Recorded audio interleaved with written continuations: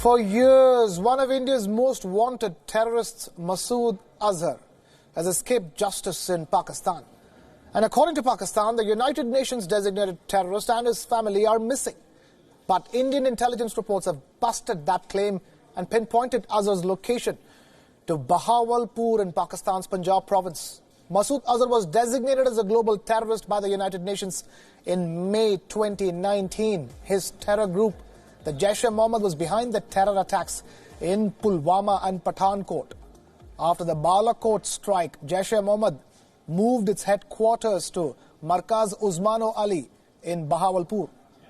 And this is where Indian intel reports suggest Masood Azhar is currently living. The safe house has the highest level of security and has been described as virtually bomb-proof. Azhar has 4 known addresses in Pakistan.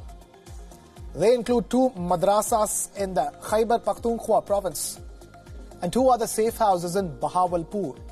Reports suggest that Masood Azhar used to travel between these 4 residences. But ahead of the FATF, or the Financial Action Task Force, plenary session in Paris, he was taken to the Bahawalpur safe house. Pakistan also convened a high-profile meeting to chart out its strategy at the Global Terror Financing Watchdogs meeting in Paris.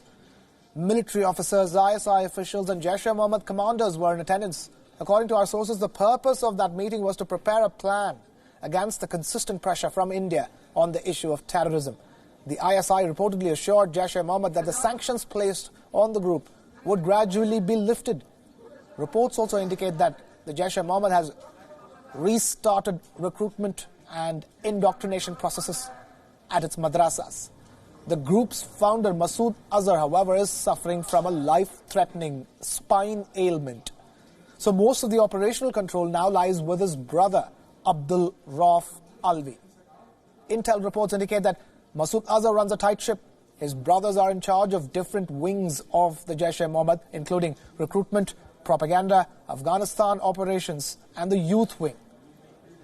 Our sources in the Pakistani government have rejected the latest reports. Islamabad says it has appraised both the FATF and the global community about Masood Azhar's situation.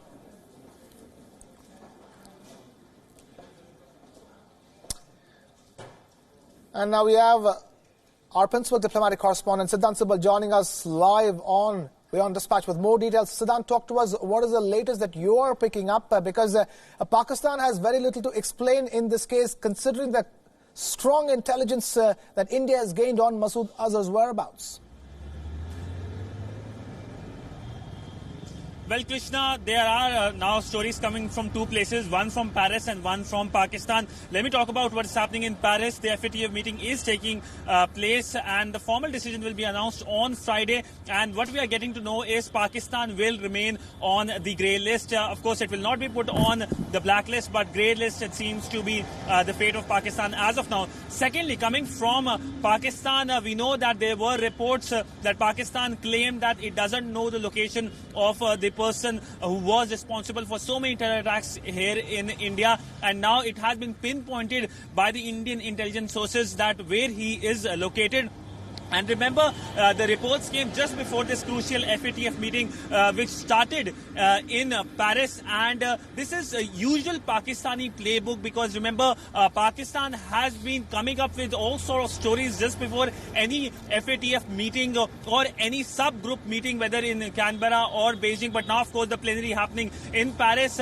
Before the meeting, we know Pakistan did all sorts of stories regarding how it was taking action on terrorist groups based on its own territory, but it seems that FATF is clearly not buying into Islamabad's argument when it comes to taking concrete action against terrorist groups and terrorism based on its soils and, of course, territories under its control. So clearly, this idea of Pakistan not knowing the location of a certain terrorist whom the Pakistani foreign minister himself has been claiming that he has been speaking with him was not bought by the officials at the major group, the FATF group based in Paris.